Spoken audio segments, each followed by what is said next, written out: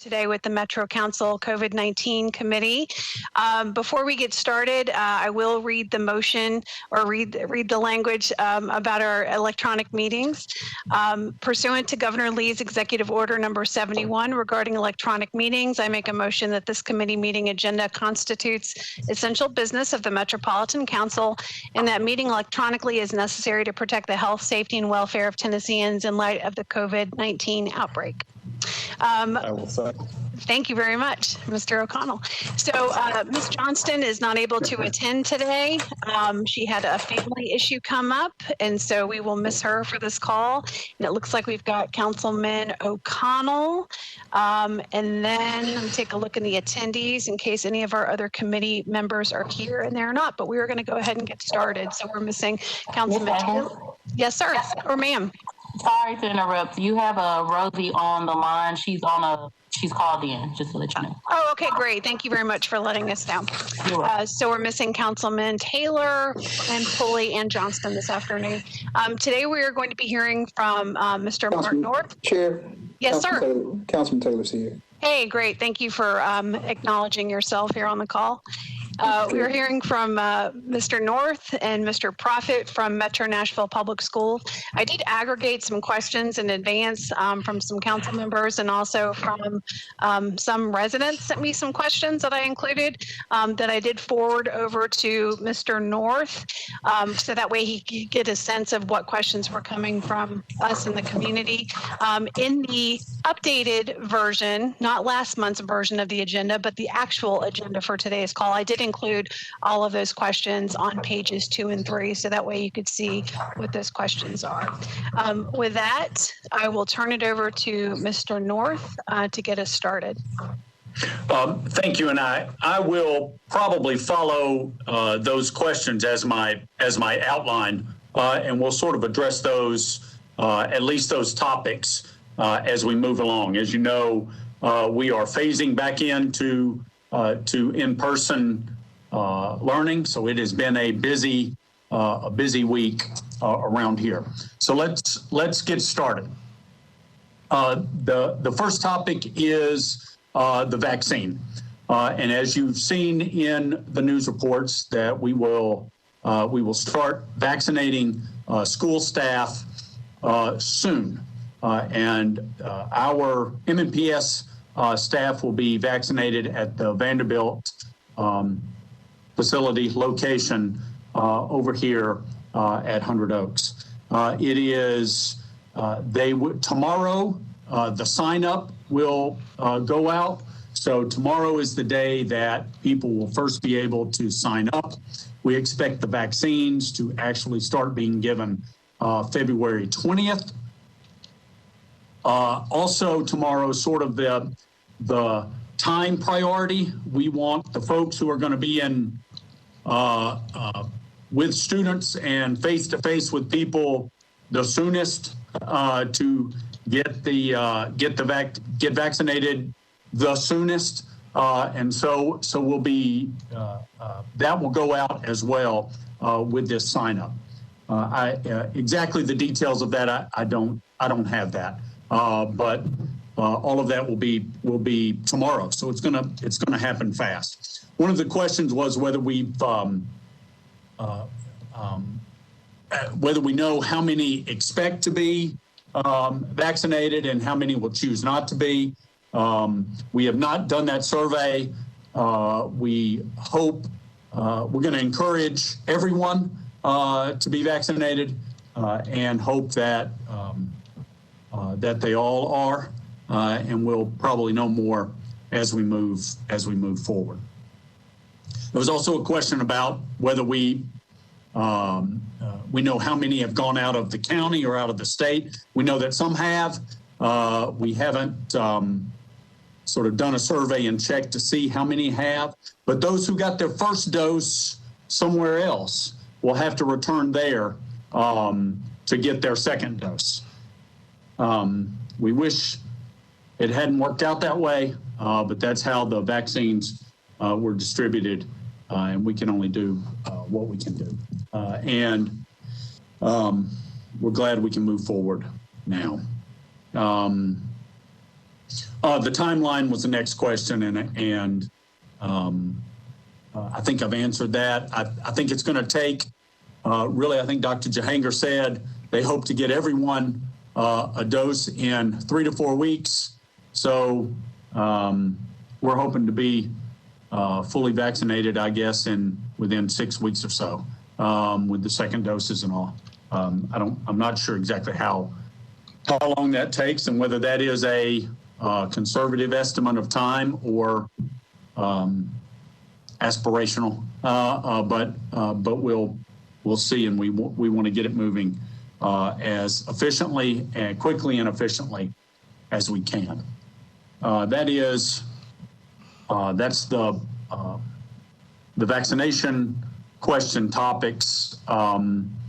Again, tomorrow will be a big day. The list and the sign up and the priority will go out.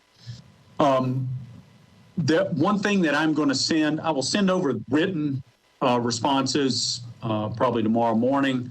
I will also include links to the Metro Schools website, to various informational pages, and they have a lot of information and they are updated often. It will help you keep up, and if there are any questions from those, let me know. So a lot of the questions are answered there. I have learned when I send questions over, I often get a site to a web page that's already been posted that I just haven't seen, and so that's going to be helpful to you. And again, they will be updated. And the next topic, the testing, particularly rapid testing, is one of those things where I asked the question and received a link back, and I will forward that. That explains the testing program, explains our partnership with Meharry, our school nurses can also use those rapid testing kits when necessary. All those details, and I think they'll be available at every school. And again, we encourage folks to be tested, but we can't force them to be. And so that will be voluntary. As you probably know, there aren't any vaccines that have been approved for children. So I think one question they ask you right off the bat is, are you under 16, no matter how old you are? And so students will not be getting vaccines, but they will be getting tested. They will be getting tested. And as you may know, we started some winter sports seasons in the last couple of weeks to get in some games, and we are testing the coaches and the players the day before each contest, which I think has been both helpful and provided some peace of mind and allowed us to isolate and quarantine when necessary. The next topic is PPE and whether we have enough and whether where we're getting it and what is it that we are providing. So first of all, the state has a program to provide PPE, basic PPE, and really what we need. It is school specific, and each school can make a monthly request. We hope that program continues, but of course, like all programs, it may stop, and we'll have to do something else if that happens. There is whether we get enough of that and how much we need once we are fully back in person. We'll see. it worked well in the fall when we just had elementary school in. We feel like it's going to work fine, but if we need more, we'll go through the procurement process and look for other avenues to provide what is needed. But as of now, we expect that the state's program will provide the necessary PPE, and that includes cloth masks for all staff and disposable masks for all students. One of the questions was, what happens if a student or staff member isn't wearing their mask appropriately or refuses to wear a mask? And the answer to that is sort of the standard progressive disciplinary process will follow under those circumstances. We saw very little of that in the fall with the elementary school students. The students adjusted to that amazingly from all reports. That's the portion on PPE. I'm going to bring in David Proffitt. The next topic is school physical plant, and there is several questions about room capacity and how we're handling social distancing and that sort of thing. David, do you have those questions in front of you, David? I do. Okay. Before we transition to Mr. Proffitt, I would like to recognize Councilman O'Connell.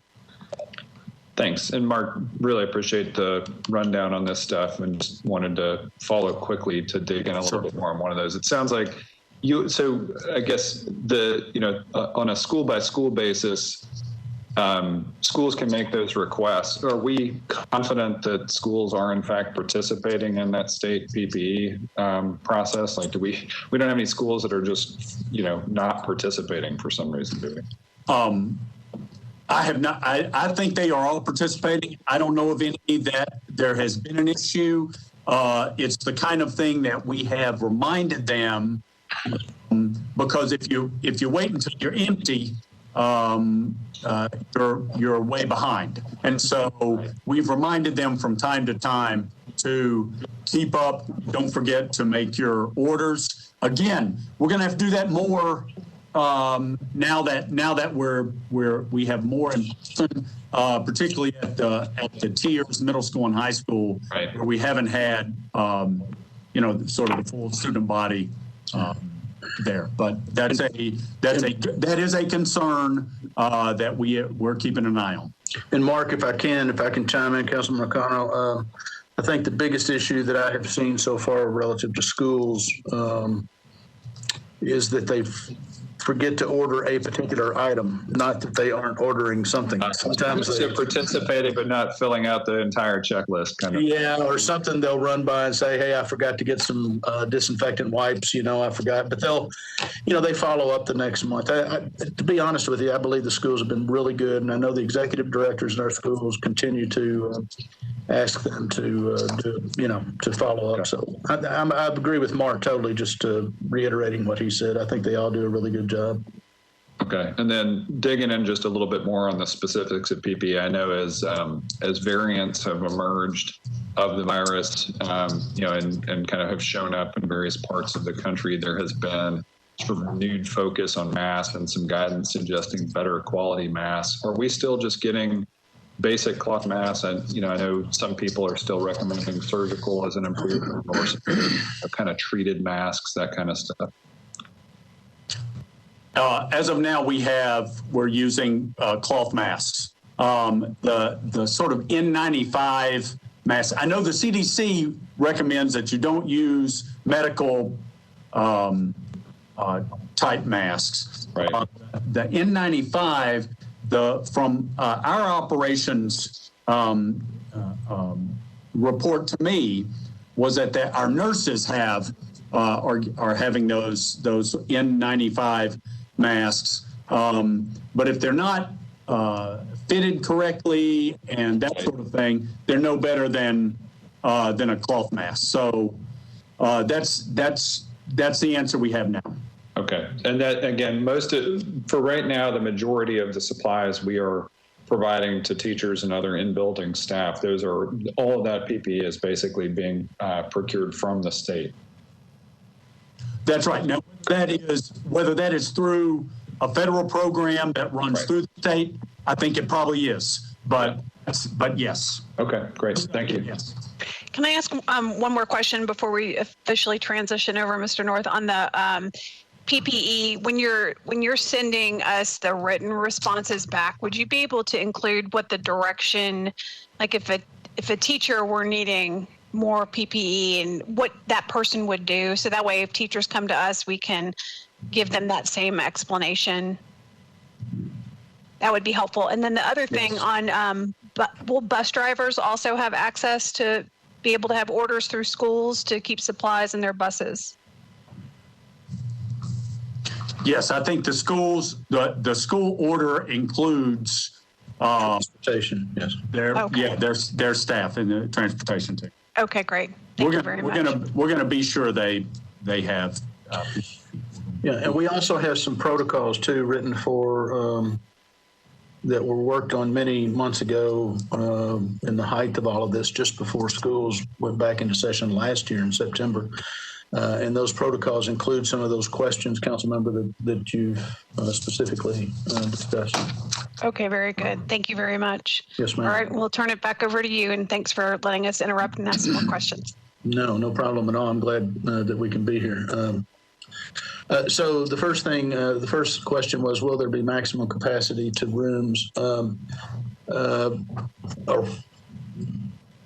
The maximum capacity of the rooms are based upon state standards. So we continue to follow those regardless. As you know, there's going to be a certain portion of our students who will be virtual still, and certain portions that will be face-to-face.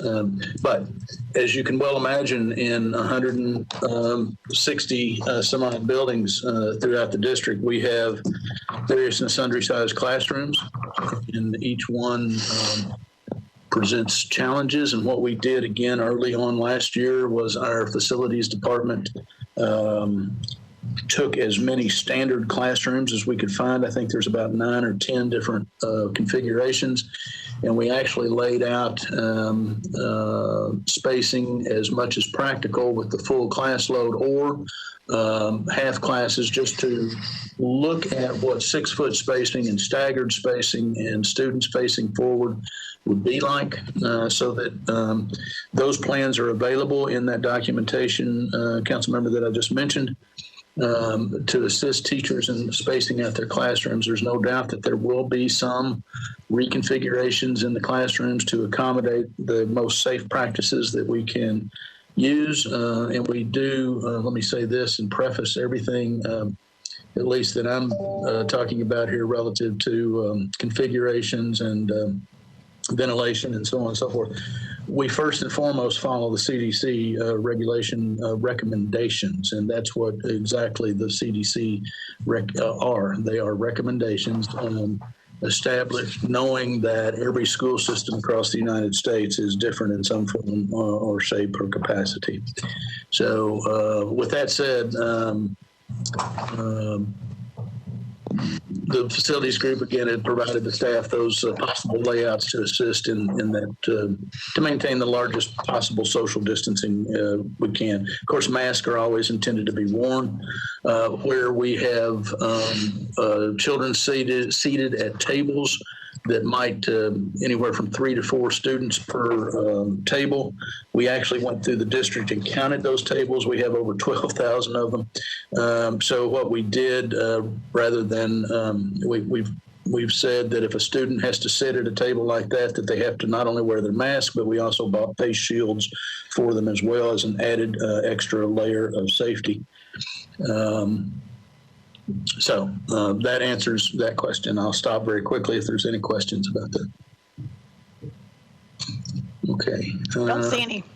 All right, I'll move along with what adjustments has Metro Schools made to improve ventilation on buses. I can't speak to the buses, but with regard to buildings where students will be returning for an in-person option. Regarding the buildings, MMPS, we follow the CDC recommendations, and we have taken all of their recommendations that we can with our systems that we have in place now and tried to address all of those. That includes an upgrade in the filter types that we use. That includes running our systems earlier in the morning and later in the afternoon to better provide for more air changes in the room, which is a recommendation again by the CDC. We've also taken to running the fans constantly, which also improves the amount of air changes. And we have, well, I had one that just totally escaped then. So I've already spoken about the filters, and that's the main thing. You know, the CDC destratification, if you will, of the air and moving any particulate matter in the room around is what is key and critical to there, and of course improving our air quality. And let me follow that by saying that all of our facilities we think have good air quality based upon the design that they had and under the current ASHRAE standards that were provided. However, there's always room for improvement, and that's what we are attempting to do, again based upon the CDC guidelines. Let's see. Have any configuration adjustments been made to take advantage of larger rooms that might not be classrooms to improve distancing options? You know, that is, we determined sometime back when we were looking at that, number one, we wouldn't have, you know, if you start dispersing the students out, you don't have the teachers and staff to adequately, you know, cover that. And so that location, that dispersion of students within a school, we've actually left that to the teachers and to the principals as they know best how to accommodate for their own children.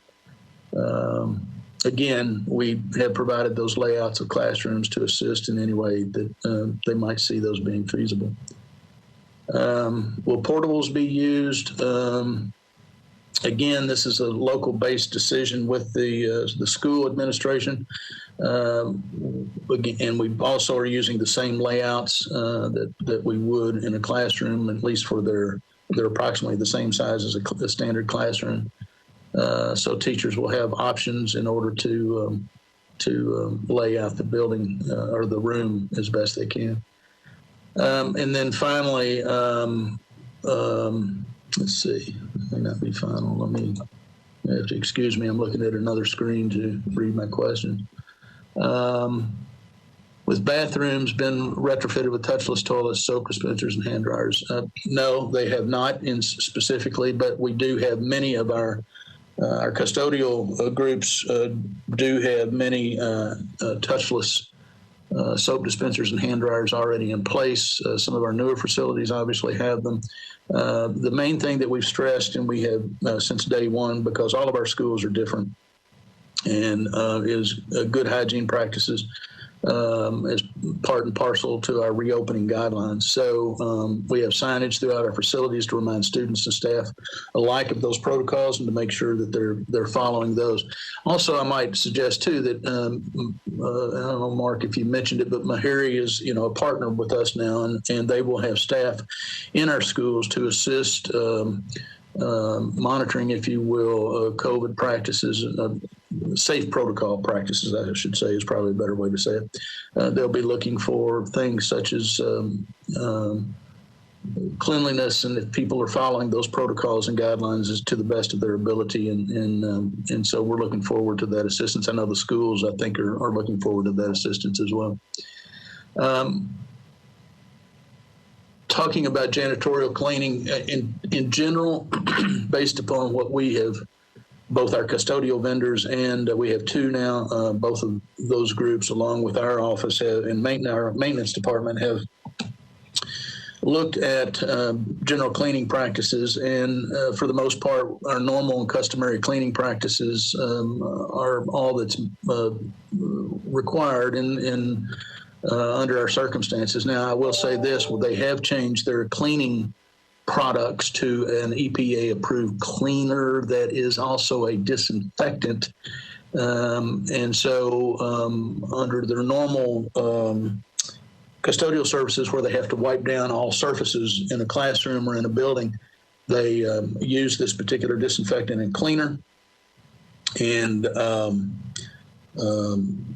they also use that, of course, in between their normal custodial duties. Let's say they're walking from the length of the building from one location to the other. Along that route, they're supposed to be and are wiping down touch points throughout the facility, whether it be restrooms and things in those rooms, door handles, anywhere that touch points, push paddles on exit devices, and so on and so forth.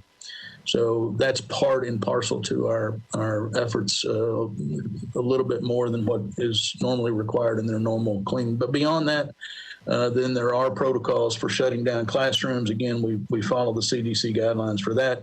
Once we know that there's been a requirement of a case of COVID in a particular room, if it's within the first 24 hours, we shut that room down. That allows for the fall rate of any potential unwanted viral particulate matter in the air to settle to the ground or to a horizontal surface. And then after 24 hours, our staff goes in, our custodial staff goes in and cleans the rooms with their disinfectant cleaners.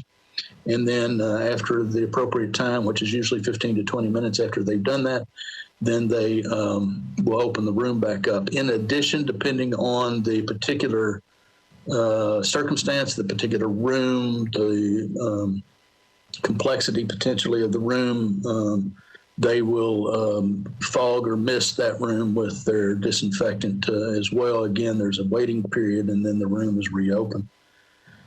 And that goes part and parcel with the next question: will teachers be required to clean and disinfect their classrooms? In general, again, this is a local school and staff decision to provide additional cleaning and disinfecting over what the custodians provide. There is certainly going to have to be some PPE cleaning materials that are provided in those rooms. And custodial staff, when custodial staff are not performing their duties, they're wiping down the touch points.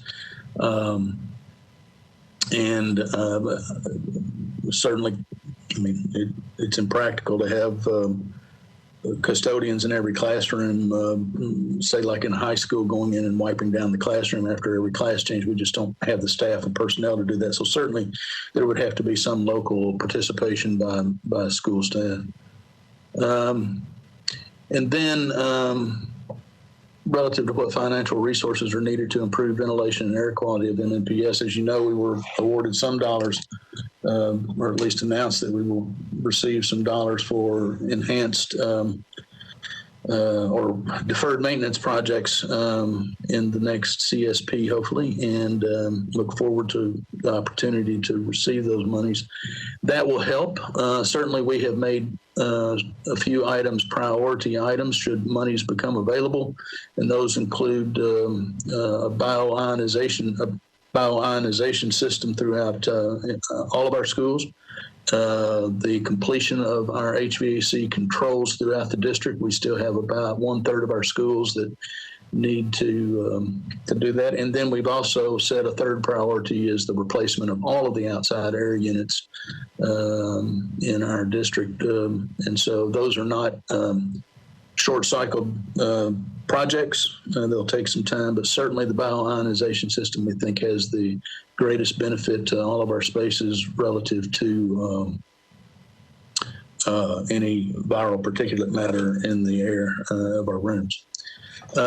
With that, and those are somewhat costly, but I'll stop there and turn it back over, unless there are questions, and I'll stop and turn it back over to Mark to talk about, I think the next item was faculty, staff, and substitutes.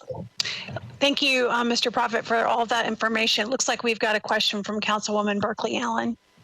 Yes, ma'am. Thank you for letting me speak, even though I'm not on this committee. So, Mr. Prophet, just to follow up on your comments about the outside air units. Yes, ma'am. And the bioionization. I mean, some of those will not be able to be done in the next 3 to 6 months. And, you know, in theory, everyone gets vaccinated and we're done with this part of the pandemic and we're dealing with it in a different way.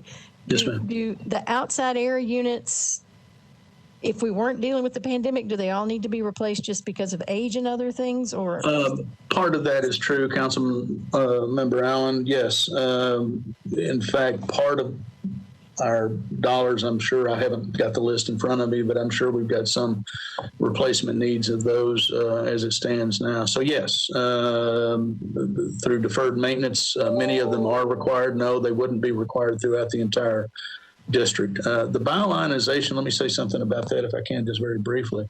That is something that can be within a year. Certainly we can have all of the schools with that. And quite frankly, I'm hoping that we can go forward with that regardless of the COVID situation, whether everybody's vaccinated or not.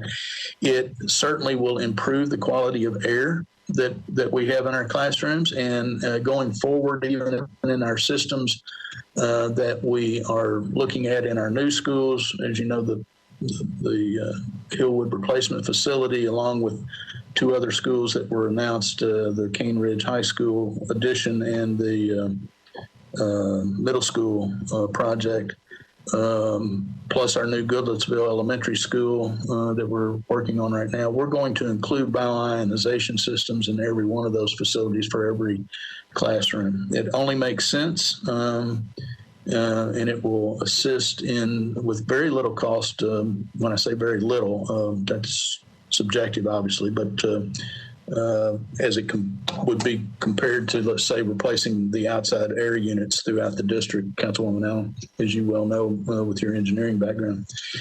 So that's what we're going to do. That's what this office is committed to doing for our kids, COVID or not, is working on this particular piece. So I'll leave it at that. I hope that answered your question. Yeah, just improve overall air quality. But if it got down to a point where there were some outside air units that were new and in good shape, and we thought we could spend the money better elsewhere, we would not necessarily, they would not be a priority. Okay. However, let me say this, that as you know, the older units that are working well are just that, they're old. In some cases, they don't operate like new ones would, as it relates to outside air and air quality. You know, ASHRAE requirements change over a period of time, and so some of those units are old, but they still may be working well. They just wouldn't be a priority to change for this particular reason.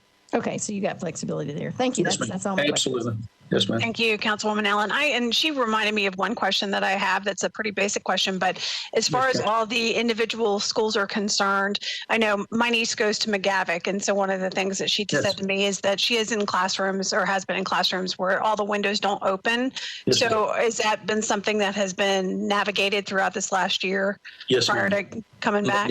Yes, let me explain that. As you know, in Davidson County, let's say Central Tennessee in general, we have this thing called humidity, and humidity is not a good thing to enter into our classrooms or our buildings for various and sundry reasons, so we don't recommend it. The CDC has only said that they recommend it where it's practical. And again, you know, what's good in Phoenix, where they have really dry air, it may work well. We don't recommend it, and not all of our schools have operable windows. So we don't recommend it for the humidity control. We don't recommend it because it taxes our current older units. They have to simply deal with more outside air. We don't think, according to the engineers I've talked to, that this air circulation, we think, is somewhat reduced, believe it or not, if you open it, because now it's trying to work with more air and potentially condition that outside air that's coming in the wintertime or the summertime, and they just can't keep up. When they can't keep up, the humidity increases, and other items in the air that you don't want to deal with, like CO2 and other items. So We think, and the systems, quite frankly, were not designed with that kind of outside air in mind. They were designed with outside air units that pre-treat the air as it comes into the building and provides that outside air. So part of our response to that has been starting and stopping the units where we can. Longer in the morning, earlier in the morning, longer in the afternoon to move air and create more air changes. We are opening up our outside air units, and this is something that Councilmember Allen mentioned to us many months ago. We are opening our outside air units as much as possible to put more outside air in the buildings. Where we can, we're doing that. So we just don't, we've looked at it. And the other thing, I can go on about leaving windows open. In my many years of having done this, we found that staff forget to leave windows, close windows when they leave, and that presents a security issue or allows environmental issues such as rain to fall into their windows. And we just don't recommend it. And so we hope that we are making some, we hope we're improving the quality of air by the methods that we are without having to do that. Thank you very much for that. I appreciate it. And it doesn't look like there are any other questions, so we can go back to Mr. North. All right, the next topic is faculty, staff, and substitutes. And so the first question that we were posed is whether faculty and staff are eligible for hazard pay. And Metro Schools is not included in hazard pay. Now, you may have seen from the news in the special session of the legislature passed some non-recurring funding toward instructional salaries that is designed to be one time, again, non-recurring for teachers from January until June, so the second half of the fiscal year. So that is on its way. We've run into some delay there. The state hasn't told us what the actual amount we get yet. All school districts received their allocation, the amount that it was to be. We asked a question, and they said, and the answer was, yes, that's the gross amount. You're going to get less than that. So we're still waiting to see what that amount is, and we'll have more detail on that once we know how much it is.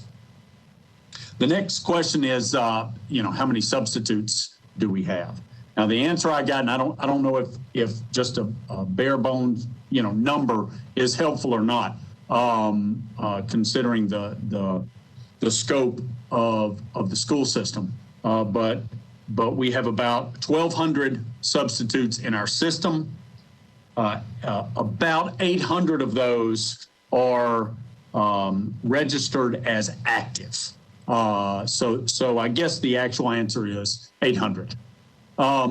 So the next question is, so how are you going to use those substitutes, and has there been an increase in substitutes or requests for substitutes? So there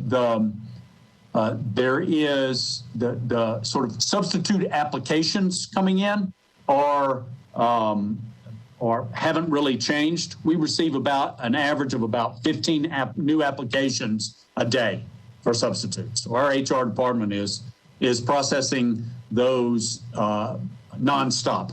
And when we have qualified and get them onboarded, we get them to where they need to be. Now and that hasn't really increased. That's pretty common. We are including we are assigning sort of a full-time substitute to the schools that are in person. And right now we have one in every elementary school but 4. And we're working on those. That was a report as of this morning. As of this afternoon, those may have been filled. So that is, and that way they can fill in pretty regularly. There has been an uptick in the last couple of days in substitute requests, and whether that is going to be a long-term thing or whether that is a transition to the in-person learning, I don't know. But there has been an uptick from, say, comparing Monday to Tuesday. There was an increase. So will that be that's substitutes is a challenge and will continue to be. I expect. I'm hoping that that it will be clear that the schools are safe, and as the vaccines start being distributed, I think that will improve as well.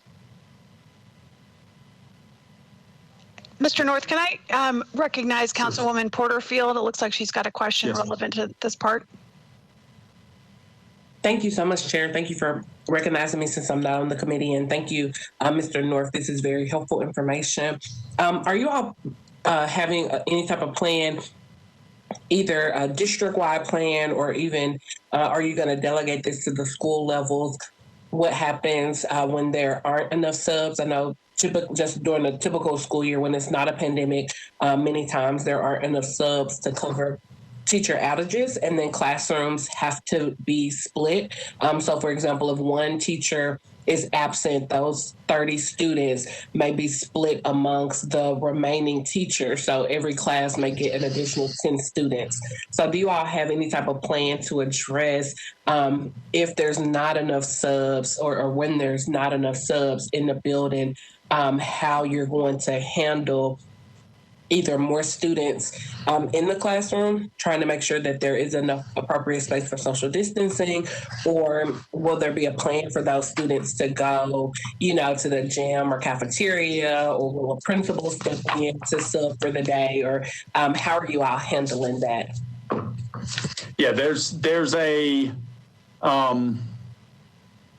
that's sort of a two-part question. One is how do you handle that academically?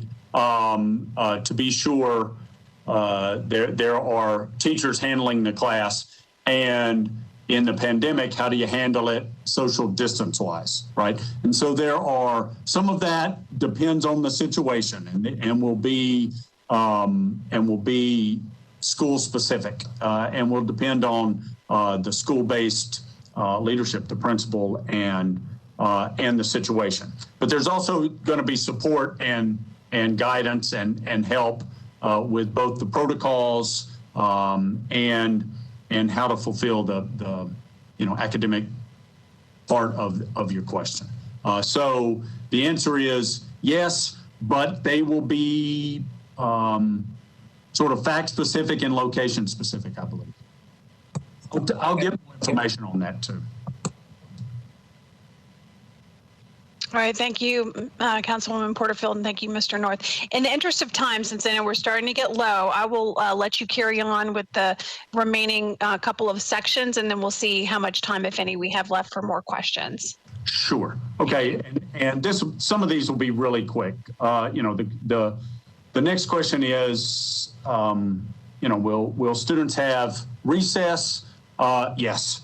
They're going to have recess. Will they be stuck in the same classroom all the time in the same chair? No, but there are protocols for spacing and grouping when you can to help avoid the spread of the virus. Quarantining and contact tracing. The question was, what happens to students if a teacher is quarantined. And some of that depends on the contact tracing. Our nurses do the contact tracing investigation. And it may be that, those students who are close contact will also be quarantined. If If not, they will be they'll be assigned a substitute.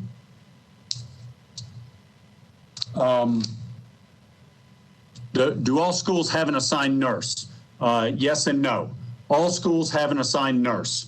Some nurses split duties between more than one school, and that is that is something we would we'd like to address, in a not only on the short term but in a long term way, so that we have enough nurses so that there's one in each school. There is asked to sort of describe the process if someone tests positive and who gets notified and that sort of thing. I'm going to send you a link that has if you are a close contact, if you are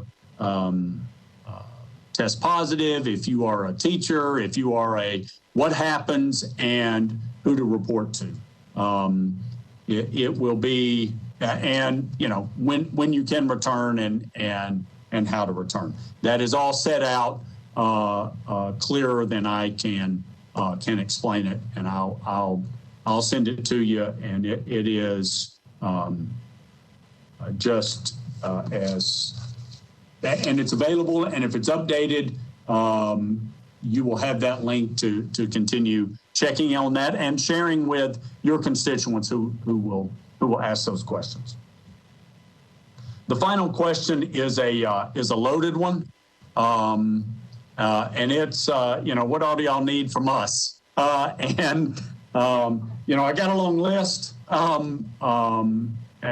but lots of money. Well, there's one thing that I don't think we recognize enough, and thank you for, is the issues you work on every day and every week that don't seem to have anything to do with education affects us and affects our family, and whether that's traffic or public safety or affordable housing, all of those things done well benefits our families and our staff and our schools. And so during the pandemic, some of that needs ramping up, right? I mean, those issues are the same and constant, and they are changed and challenging, and we appreciate your work on it. In addition to that, of course, specific school base that doesn't really come to us includes, crossing guards and SROs and that sort of thing. That is staffed and funded through the police department. Now, for sort of COVID specific funding issues and topics to consider and over the next short term and long term.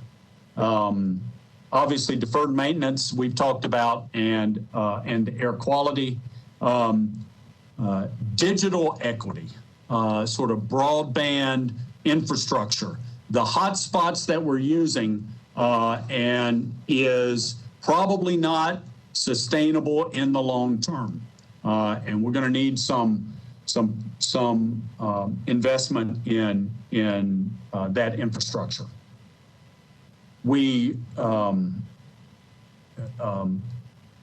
recurring the devices. We have been able to become a one-to-one school district, so that we have computers for students and for faculty, and there will be a replacement cycle for those, and either that just happens for the short term and goes away, or we can keep that as a recurring event, so that we stay in that position where our students and teachers have devices, and funding that cycle of replacement is going to be important.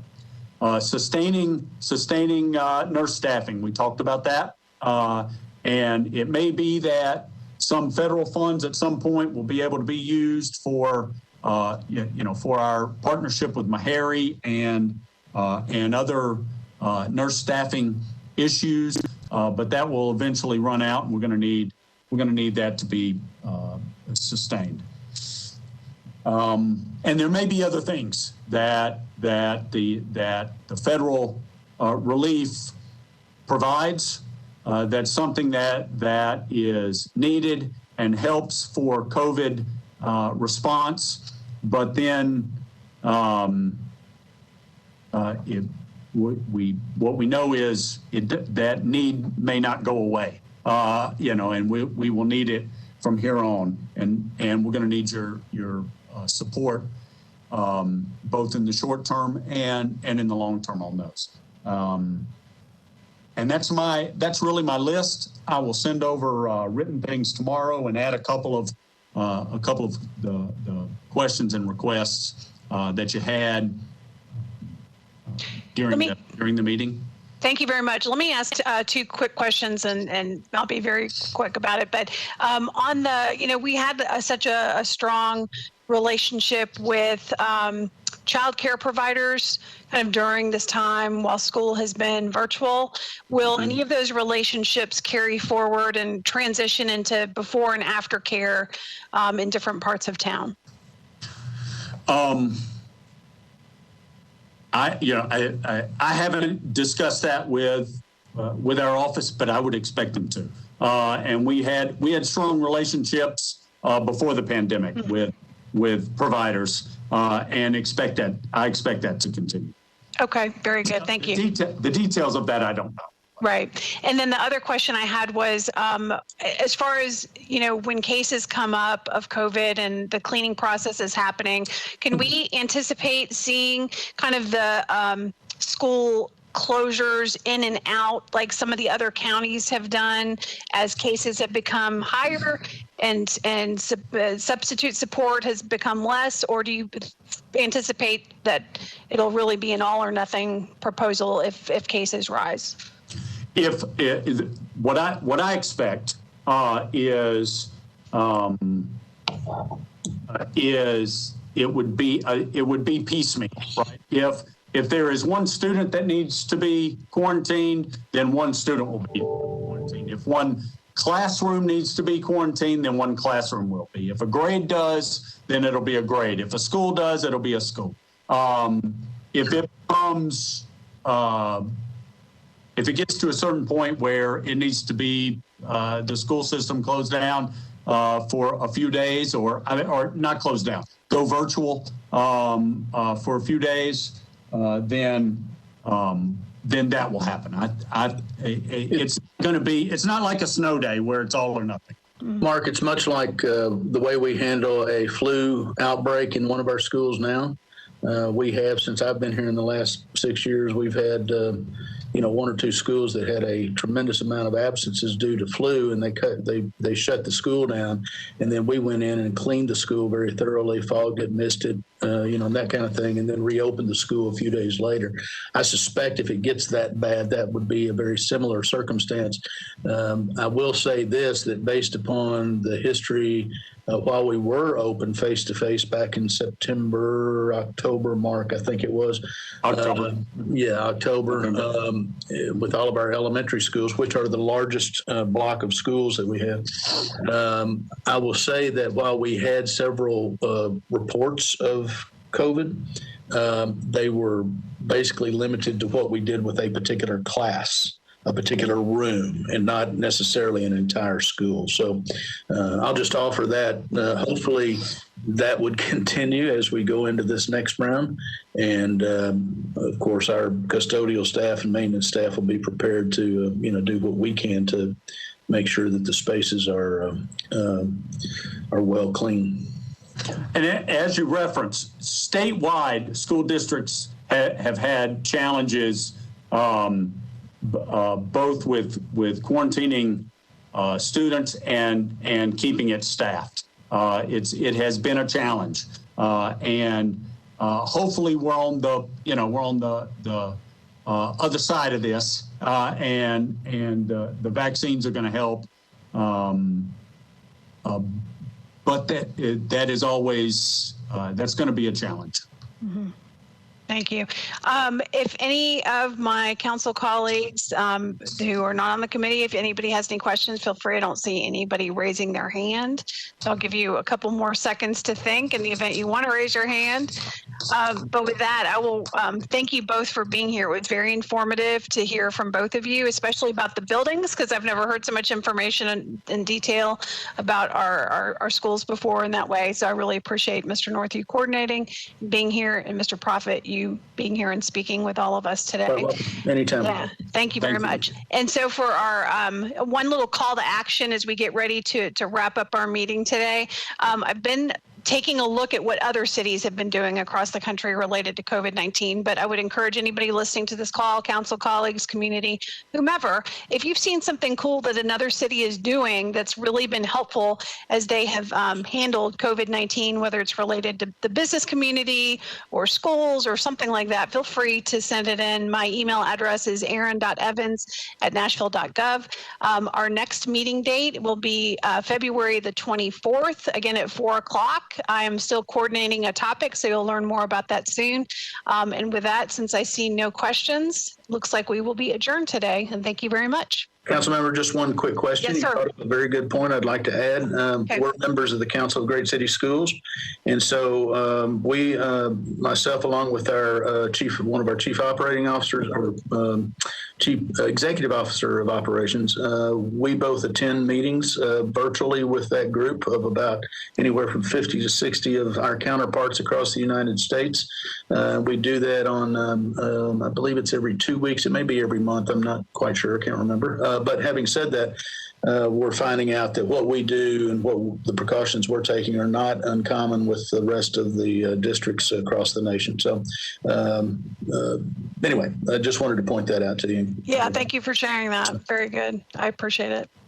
All right. Well, thank you very much and enjoy the rest of your evening. Take care. Thank you. And thank you again. Thanks.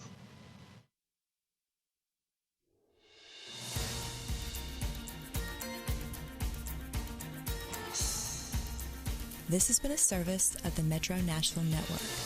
If you would like to see this presentation again, or for more information about this and other programs, visit nashville.gov.